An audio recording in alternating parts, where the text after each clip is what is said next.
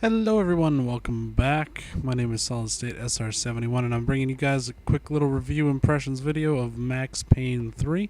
Sorry I've been gone for so long. I'm kind of busy outside of YouTube work.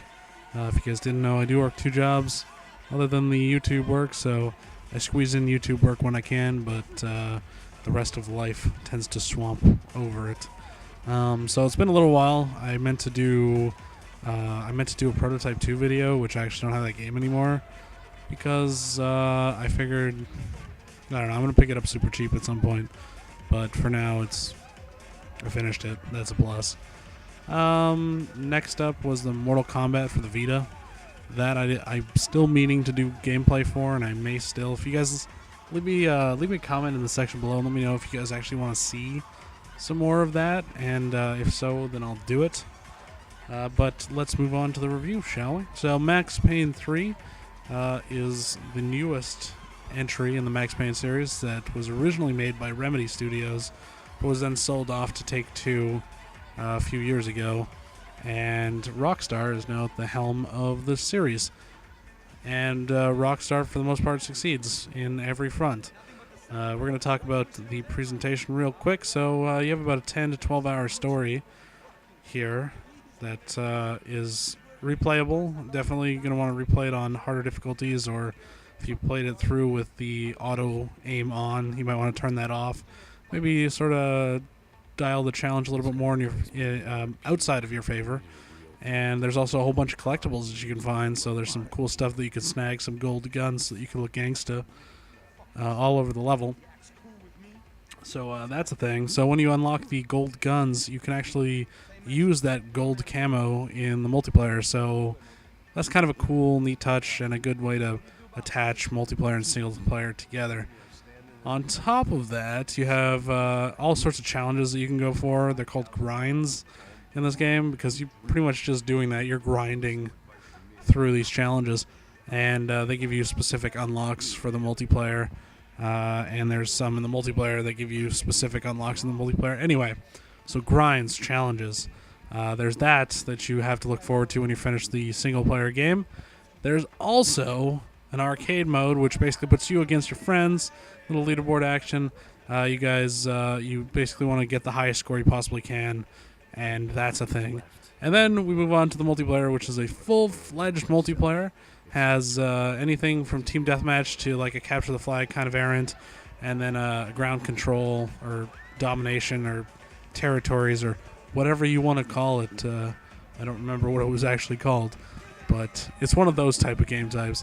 And then there's Gang Wars, which kind of is what Killzone 3 did. So it has like different tiers of modes. In one mode you might be playing Capture the Flag, the second mode you might be playing something else, and then you always end off with deathmatch, and the one that wins the most amount wins, and that's how that works. So the multiplayer also has like a leveling up system with titles, unlocks, skins, all kinds of. There is so much stuff that you can unlock in this game, and it's all purchased with cash, so you can actually loot people's bodies. We'll get to all that stuff in the gameplay, because we're starting to trample into that ground. So let's talk about the story real quick. This is a story of Max Payne being Max Payne. That's pretty much it. But in all seriousness, this takes place in Sao Paulo. It's the start. It starts off with a flashback, which is probably my main complaint with this game. I really don't like the way this game sort of set itself up, and I feel like it spent a little bit too much time with cinematics. But other than that, I think that it was a proper move to like the cinematic era, kind of like what we're in now, from what it used to be, which had no cinematics. So he plays Max Payne, Sao Paulo. People get stolen, stuff happens, you go crazy. Yeah, Max Payne's kind of like the Hulk. He's just kind of mean, angry, and he goes crazy all the time.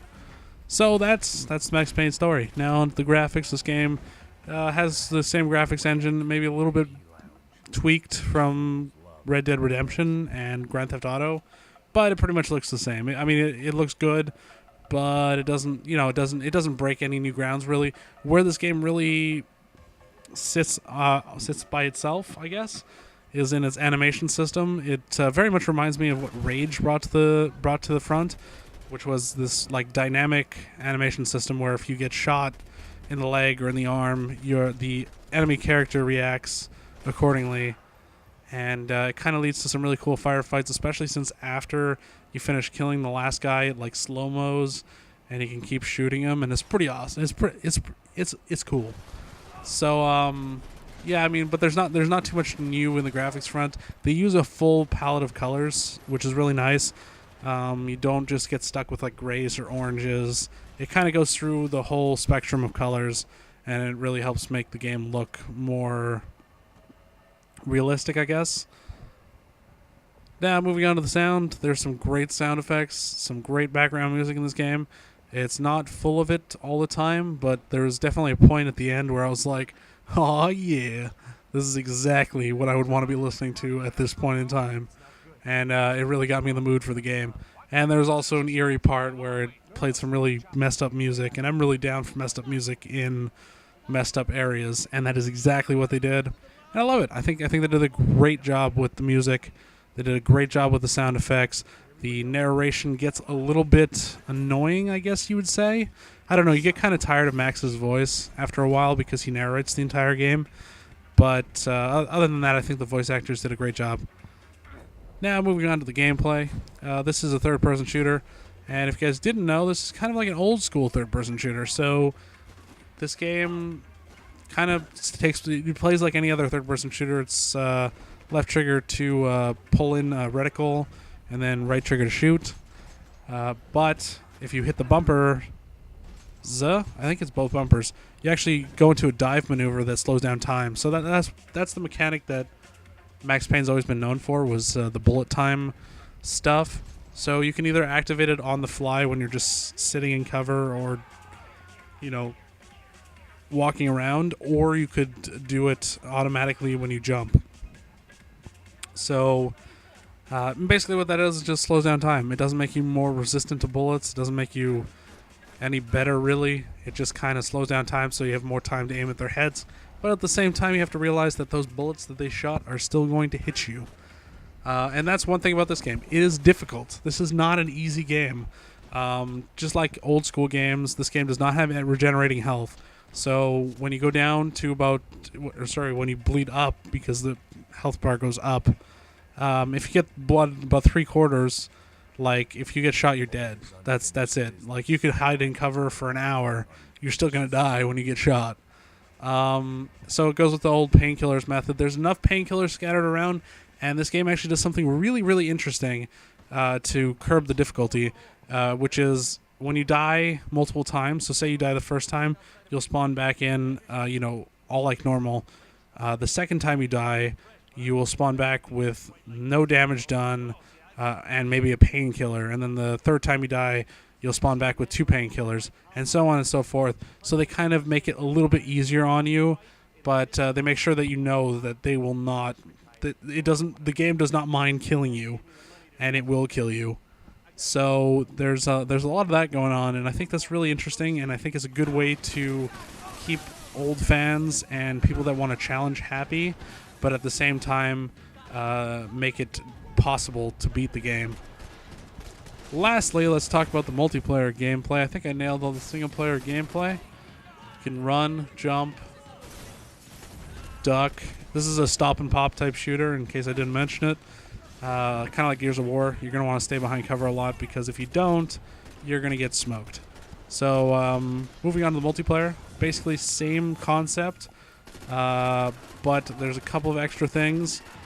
First of all, when you activate bullet time, it only affects certain people. So certain people in a certain range of you and in a certain sight line of you get affected by the slowdown time, and then other people don't. So it's kind of an interesting mechanic, and it kind of works really well. The multiplayer just works well. I've been playing Deathmatch, and I've been really enjoying it. You can add vendettas, and vendettas basically is if somebody kills you a couple of times, it'll let you hunt out, like, it's kind of like a revenge type bonus XP. It'll say, like, you put a vendetta on this guy, and then you have to go and you kill him, and you get bonus XP, and then if he kills you, nothing happens. And then there's different kind of powers, and there's just so much to do in the multiplayer. And don't forget that you can loot the bodies. That's a trophy, but it also gives you more adrenaline, which will allow you to pull off like bullet time stuff, or it will allow you to get cash, as my brain farts, and painkillers. So thank you guys for watching. This was like a full-fledged review. I'm at 10 minutes. I hope you guys stuck around. If you guys did, thank you guys so much for watching. I don't really have a score. I don't really do scores, I don't think. I can't even remember because it's been so long. But this game's definitely fantastic. It's definitely worth a buy. But beware, because it's not really everybody's cup of tea. But it is a very, very, very good game with a very good story that sometimes drags out a little bit with the cinematics. But, I mean, it's overall a great story full of awesome set pieces, especially at the end. And that's pretty much it. So if you guys liked my videos, like it. If you didn't, dislike it. I'm cool with the honest truth. And make sure you subscribe to my channel if you haven't. If you want to see more videos like this one, I will be continuing on with Vita footage next week when I get Burning Skies. And maybe I'll put up Mortal Kombat Vita this week. Anyways, thank you guys again, and I will see you guys next time.